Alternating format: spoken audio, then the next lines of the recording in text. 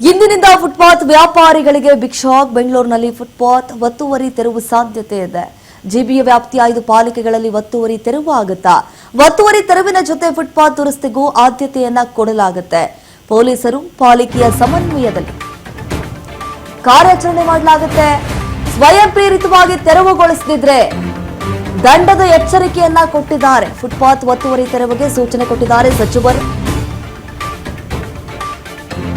ನೋಡಿ, ಇವತ್ತಿನಿಂದ ಫುಟ್ಪಾತ್ ವ್ಯಾಪಾರಿಗಳಿಗೆ ಬಿಗ್ ಶಾಕ್ ಇದು. ಬೆಂಗಳೂರಿನಲ್ಲಿ ಫುಟ್ಪಾತ್ ಒತ್ತುವರಿ ತೆರವು ಸಾಧ್ಯತೆ ಹೆಚ್ಚಾಗಿದೆ. ಒತ್ತುವರಿ ಮಾಡಲೇಬೇಕು ಅಂತ ಹೇಳಿ ಎಚ್ಚರಿಕೆಯನ್ನ ಕೊಟ್ಟಿದ್ದಾರೆ. ಬೆಂಗಳೂರು ಡೆವಲಪ್ಮೆಂಟ್ ಸಚಿವರಾಗಿರುವಂತಹ ಕೃಷ್ಣ ಬೈರೇಗೌಡರು ಅಧಿಕಾರಿಗಳ ಒಟ್ಟಿಗೆ ಸಭೆ ಮಾಡಿದ್ರು. ಸಂದರ್ಭದಲ್ಲಿ ಕೆಲವೊಂದಿಷ್ಟು ಮಾಹಿತಿಗಳನ್ನು ಹಂಚಿಕೊಂಡಿದ್ದಾರೆ. ಈ ರೀತಿಯಾದಂತಹ ಕೆಲಸಗಳನ್ನ ಮಾಡಬೇಕು ಅಂತ ಹೇಳಿ. ಸೊ ಫುಟ್ಪಾತ್ ಅನ್ನೇ ನಂಬಿಕೊಂಡು ಸಾಕಷ್ಟು ಜನ ಕೆಲಸ ಕಾರ್ಯಗಳನ್ನ ಮಾಡ್ತಾ ಇರ್ತಾರೆ. ಅಂತವ್ರಿಗೆ ನಿಜಕ್ಕೂ ಇದು ಬಿಗ್ ಶಾಕ್. ಹಾಗಾದ್ರೆ ಅವ್ರಿಗೇನಾದ್ರೂ ಪರ್ಯಾಯ ವ್ಯವಸ್ಥೆಯನ್ನು ಮಾಡಿಕೊಡ್ತಾರಾ ಅಥವಾ ಅವರನ್ನ ಬೀದಿಗೆ ಬೀಳ್ತಾರಾ ಅನ್ನೋದೇ ಈಗ ಯಕ್ಷ ಪ್ರಶ್ನೆ ಆಗಿದೆ. ಇವತ್ತಿನಿಂದಲೇ ತೆರವು ಕಾರ್ಯಾಚರಣೆ ಆಗುವಂತಹ ಸಾಧ್ಯತೆ ದಟ್ಟವಾಗಿ ಗೋಚರಿಸ್ತಾ ಇದೆ. ಜಿಬಿಯ ವ್ಯಾಪ್ತಿಯ 5 ಪಾಲಿಕೆಗಳಲ್ಲಿ ಒತ್ತುವರಿ ತೆರವು ಇವತ್ತಿನಿಂದ ಏನಾದರೂ ಪ್ರಾರಂಭ ಆಗುತ್ತಾ ಅಥವಾ ಮುಂದಿನ ದಿನಗಳಲ್ಲಿ ಏನಾದರೂ ಈ ಒಂದು ಕಾರ್ಯವನ್ನು ಕೈಗೆತ್ತಿಕೊಳ್ತಾರಾ? ಇದಕ್ಕೆ ಬೇಕಾದಂತಹ ಸೂಕ್ತ ಕ್ರಮಗಳನ್ನು ಕೂಡ ಕೈಗೊಂಡಿದ್ದಾರೆ ಜಿಬಿಯ ಅಧಿಕಾರಿಗಳು. ಈಗಾಗಲೇ ಟಫ್ ರೂಲ್ಸ್ ಅನ್ನು ಕೂಡ ಜಾರಿ ಮಾಡಿದ್ದಾರೆ. ಜೆಸಿಬಿಗಳೊಂದಿಗೆ ರಸ್ತೆಗಿಳಿಯಲು ಸಜ್ಜಾಗಿದ್ದಾರೆ ಪಾಲಿಕೆ ಅಧಿಕಾರಿಗಳು.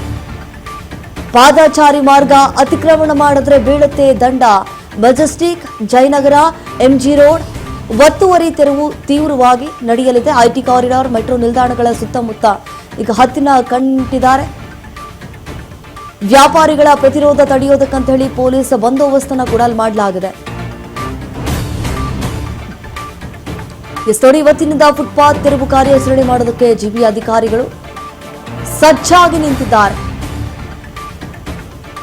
ಜೆಸಿಬಿಗಳೊಂದಿಗೆ ರಸ್ತೆಗಿಳಿಯಲು ಸಜ್ಜಾಗಿದ್ದಾರೆ ಪಾಲಿಕೆ ಅಧಿಕಾರಿಗಳು. ಈ ಪಾದಚಾರಿ ಮಾರ್ಗ ಅತಿಕ್ರಮಣ ಮಾಡಿದ್ರೆ ಖಂಡಿತವಾಗ್ಲೂ ಕೂಡ ದಂಡ ಬೀಳುತ್ತಂತೆ. ಯಾಕಂತಂದ್ರೆ ಈ ಫುಟ್ಪಾತ್ ಅಲ್ಲಿ ಸಾಕಷ್ಟು ಜನ ನಡೆದಾಡ್ಕೊಂಡು ಹೋಗ್ತಿದ್ದಾರೆ. ಅಂಥದ್ರಲ್ಲಿ ಅಂಗಡಿಗಳನ್ನ ಏನಾದರೂ ಅಲ್ಲಿ ಇರಿಸ್ಕೊಂಡು ಬಿಟ್ರೆ ಪಾಪ ಅವ್ರು ಓಡಾಡೋದಕ್ಕೂ ಕೂಡ ಕಷ್ಟ ಆಗುತ್ತೆ ಅನ್ನುವಂತಹ ನಿಟ್ಟಿನಲ್ಲಿ ಸೊ ಈಗ ಫುಟ್ಪಾತ್ನಲ್ಲಿ ಯಾರೆಲ್ಲ ಅಂಗಡಿಗಳನ್ನು ಹಾಕಿದ್ದಾರೆ ಅವರೆಲ್ಲರನ್ನೂ ಕೂಡ ಈಗ ಎಬ್ಬಿಸುವಂತಹ ಪ್ರಯತ್ನಕ್ಕೆ ಜಿಬಿ ಅಧಿಕಾರಿಗಳು ಕೂಡ ಮುಂದಾಗ್ತಿದ್ದಾರೆ. ಮೆಜೆಸ್ಟಿಕ್ ಆಗಿರ್ಬೋದು, ಜಯನಗರ, ಎಂಜಿ ರೋಡ್ ಅಲ್ಲೆಲ್ಲವೂ ಕೂಡ ಈಗ ಒತ್ತುವರಿ ತೆರವು ತೀವ್ರಗೊಂಡಿದೆ. ಜಿಬಿ ಅಧಿಕಾರಿಗಳು ಕೂಡ ಸಾಕಷ್ಟು ರೀತಿಯಾದಂತಹ ಕಟ್ಟುನಿಟ್ಟಿನ ಕ್ರಮವನ್ನು ಕೈಗೊಂಡಿದ್ದಾರೆ. ಯಾಕಂತಂದ್ರೆ ಬಿಕಾಸ್ ಕೃಷ್ಣ ಬೈರೇಗೌಡರು ಎಚ್ಚರಿಕೆಯನ್ನ ಕೊಟ್ಟಿದ್ದಾರೆ. ಇದಕ್ಕೆ ಸಂಬಂಧಪಟ್ಟಂತ ಹೆಚ್ಚಿನ ಡೀಟೇಲ್ಸ್ ಕೊಡ್ತಾರೆ ನಮ್ಮ ಪ್ರತಿನಿಧಿ ವಿನುತಾ. ಈಗ ಫೋನ್ ಸಂಪರ್ಕದಲ್ಲಿ ಜಾಯ್ನ್ ಆಗಿದ್ದಾರೆ. ವಿನುತಾ, ನಾವು ಗಮನಿಸಿದಾಗ ಇವತ್ತಿನಿಂದ ಒತ್ತುವರಿ ತೆರವು ಆಗುವಂತಹ ಸಾಧ್ಯತೆ ಅಂದ್ರೆ ಬೆಂಗಳೂರಿನಲ್ಲಿ ಫುಟ್ಪಾತ್ ಒತ್ತುವರಿ ತೆರವು. ಸೊ ಯಾವ ರೀತಿ ಜಿಬಿ ಅಧಿಕಾರಿಗಳು ಸಿದ್ಧತೆಯನ್ನ ಮಾಡಿಕೊಂಡಿದ್ದಾರೆ ವಿನುತಾ, ಇದರ ಬಗ್ಗೆ ಹೆಚ್ಚಿನ ಡೀಟೇಲ್ಸ್ ಅನ್ನ ನೀಡ್ತಾ ಹೋಗೋದಾದ್ರೆ? ದೀಪ, ಇವತ್ತಿನಿಂದ ನಗರದಾದ್ಯಂತ ಫುಟ್ಪಾತ್ ಒತ್ತುವರಿ ತೆರವು ಕಾರ್ಯಾಚರಣೆ ಕೂಡ ನಡೀತಾ ಇರುವಂತದ್ದು. ಅಂದ್ರೆ ಜಿಬಿಯ ವ್ಯಾಪ್ತಿಯ ಒಂದು 5 ನಗರ ಪಾಲಿಕೆಗಳೇನಿದೆ ಅಲ್ಲಿ ಸುರಕ್ಷಿತ ಪಾದಚಾರಿ ಮಾರ್ಗದ ಅಭಿಯಾನವನ್ನ ಹಮ್ಮಿಕೊಳ್ಳಲಾಗ್ತಾ ಇರುವಂತದ್ದು. ಅಂದ್ರೆ ಸಮಗ್ರ ಯೋಜನೆಯನ್ನ ರೂಪಿಸಿ ಒತ್ತುವರಿ ತೆರವಿಗೆ ನಗರಾಭಿವೃದ್ಧಿ ಸಚಿವ ಕೃಷ್ಣ ಬೈರೇಗೌಡ ಅವರು ಸೂಚನೆಯನ್ನ ನೀಡಿದಂತದ್ದು. ಅಂದ್ರೆ ಇದಕ್ಕೆ ಸಂಬಂಧಪಟ್ಟಂತೆ ಈ ಹಿಂದೆ ಕೂಡ ಜಾಗೃತಿಯನ್ನ ಮೂಡಿಸಲಾಗಿತ್ತು, ಜೊತೆಗೆ ನೋಟಿಸ್ ಕೂಡ ನೀಡಲಾಗಿತ್ತು. ಅನಂತರ ಇವತ್ತಿನಿಂದ ತೆರವು ಕಾರ್ಯಾಚರಣೆಯನ್ನ ನಡೆಸೋದಕ್ಕೆ ತೀರ್ಮಾನವನ್ನ ಮಾಡಲಾಗಿರುವಂತದ್ದು. ಇನ್ನು ಸುಪ್ರೀಂ ಕೋರ್ಟ್ ಆದೇಶದ ಪ್ರಕಾರ ಮತ್ತೆ ಬೀದಿ ಬದಿ ವ್ಯಾಪಾರಿ ಕಾಯ್ದೆ ಪಾಲನೆ ಕಡ್ಡಾಯ ಅನ್ನುವಂತಹ ಒಂದು ಹಿನ್ನೆಲೆಯಲ್ಲಿ ಒತ್ತುವರಿ ತೆರವಿನ ಜೊತೆಗೆ ಫುಟ್ಪಾತ್ ದುರಸ್ತಿಗೂ ಕೂಡ ಇಲ್ಲಿ ಆದ್ಯತೆಯನ್ನ ನೀಡಲಾಗ್ತಾ ಇರುವಂತದ್ದು. ಇದಕ್ಕೆ ಸಂಬಂಧಪಟ್ಟಂತೆ ಪೊಲೀಸ್ ಮತ್ತೆ ಪಾಲಿಕೆಯ ಇಲಾಖೆಯ ಸಮನ್ವಯದಲ್ಲಿ ಈ ಒಂದು ಕಾರ್ಯಾಚರಣೆ ಇವತ್ತಿನಿಂದ ಆರಂಭವಾಗುತ್ತೆ. ಇನ್ನ ಸಚಿವರಿಂದ ಕೂಡ ಇದಕ್ಕೆ ಸಂಬಂಧಪಟ್ಟಂತೆ ಖಡಕ್ ವಾರ್ನಿಂಗ್ ಕೂಡ ಸಿಕ್ಕಿರುವಂತದ್ದು. ಬೆಂಗಳೂರಿನಲ್ಲಿ ಯಾವುದೇ ಕಾರಣಕ್ಕೂ ಕೂಡ ಫುಟ್ಪಾತ್ ನಲ್ಲಿ ಇರುವಂತಹ ಮಳಿಗೆಗಳನ್ನ ಬಿಡಬಾರ್ದು, ಜೊತೆಗೆ ನೀವೇ ಸ್ವಯಂ ಪ್ರೇರಿತವಾಗಿ ಇಲ್ಲಿ ಮಳಿಗೆಗಳನ್ನ ತೆರವು ಮಾಡಿ ಜಾಗವನ್ನ ಬಿಟ್ಕೊಡಿ, ಇಲ್ವಾದ್ರೆ ಕೆಲವೊಮ್ಮೆ ಕಠಿಣ ನಿರ್ಧಾರಗಳನ್ನು ಕೂಡ ನಾವು ತೆಗೆದುಕೊಳ್ಬೇಕಾಗುತ್ತೆ ಅನ್ನುವಂತಹ ಖಡಕ್ ಎಚ್ಚರಿಕೆಯನ್ನ ಕೃಷ್ಣ ಬೈರೇಗೌಡ ಅವರು ಫುಟ್ಪಾತ್ ಪಾದಚಾರಿ ಮಾರ್ಗದಲ್ಲಿ ಯಾರೆಲ್ಲ ವ್ಯಾಪಾರಸ್ಥರಿದ್ದಾರೆ ಅವರಿಗೆ ನೀಡಿರುವಂತದ್ದು. ಇನ್ನ ಸುಪ್ರೀಂ ಕೋರ್ಟ್ ಕೂಡ ಇದಕ್ಕೆ ಸಂಬಂಧಪಟ್ಟ ಒಂದು ಸ್ಪಷ್ಟವಾದ ನಿದರ್ಶನ ಕೂಡ ನೀಡಿರುವಂತದ್ದು. ಅಂದ್ರೆ ನಾವು ಆ ಒಂದು ಪಾದಚಾರಿ ಮಾರ್ಗ ಇರೋದು ಪಾದಚಾರಿಗಳಿಗೆ ಹೊರತು ವ್ಯಾಪಾರಸ್ಥರಿಗಲ್ಲ ಅನ್ನುವಂತಹ ಒಂದು ಆದೇಶವನ್ನ ಸುಪ್ರೀಂ ಕೋರ್ಟ್ ಕೂಡ ಎತ್ತಿ ಹಿಡಿದಿರುವಂತದ್ದು. ಹಾಗಾಗಿ ಆ ಒಂದು ಹಿನ್ನೆಲೆಯಲ್ಲಿ ನಾವು ಕಠಿಣ ಕ್ರಮಕ್ಕೆ ಮುಂದಾಗೋದಕ್ಕೆ ಅವಕಾಶವನ್ನ ಮಾಡ್ಕೊಡ್ಬೇಡಿ, ಸ್ವತಃ ನೀವೇ ಕಾರ್ಯಾಚರಣೆ ವೇಳೆ ಅಂಗಡಿಯನ್ನ ತೆರವು ಮಾಡಿ ಅನ್ನುವಂತ ಮನವಿಯನ್ನು ಕೂಡ ಸಚಿವರು ಮಾಡಿರುವಂತದ್ದು. ಇನ್ನ ಈ ಬಾರಿ 20% ಫುಟ್ಪಾತ್ ಕಾರ್ಯಾಚರಣೆಯನ್ನ ಮಾಡ್ತಾ ಇದ್ದಾರೆ. ಹಾಗಾಗಿ ಎಲ್ಲರೂ ಕೂಡ ಇದಕ್ಕೆ ಸಹಕರಿಸಿ ಎನ್ನುವಂತಹ ಒಂದು ಮನವಿಯನ್ನು ಕೂಡ ಸಚಿವರು ಮಾಡಿರುವಂತದ್ದು. ಇನ್ನ ನಿನ್ನೆಯವರೆಗೂ ಕೂಡ ಇದಕ್ಕೆ ಸಂಬಂಧಪಟ್ಟಂತೆ ಡೆಡ್ಲೈನ್ ಕೂಡ ನೀಡಲಾಗಿತ್ತು. ತಾವಾಗೆ ಕಾರ್ಯಾಚರಣೆ ಅಂದ್ರೆ ನಾವಾಗೆ ಬಂದು JCBಯಲ್ಲಿ ತೆರವು ಮಾಡುವ ಬದಲಾಗಿ ನೀವೇ ನಿಮ್ಮ ಅಂಗಡಿಯನ್ನ ತೆರವು ಮಾಡಿ ಎನ್ನುವಂತಹ ಒಂದು ಡೆಡ್ಲೈನ್ ಅನ್ನ ನಿನ್ನೆವರೆಗೂ ಕೂಡ ಕೊಡ್ಲಾಗಿತ್ತು. ಆದ್ರೆ ಇದಕ್ಕೆ ಸಂಬಂಧಪಟ್ಟಂತೆ ಬೀದಿ ಬದಿ ವ್ಯಾಪಾರ ಸಂಘದ ಒಂದು ಅಧ್ಯಕ್ಷರೆಲ್ಲರೂ ಕೂಡ ಒಂದ್ ರೀತಿಯಲ್ಲಿ GBA ವಿರುದ್ಧ ಮುಗಿಬಿದ್ದಿರುವಂತದ್ದು.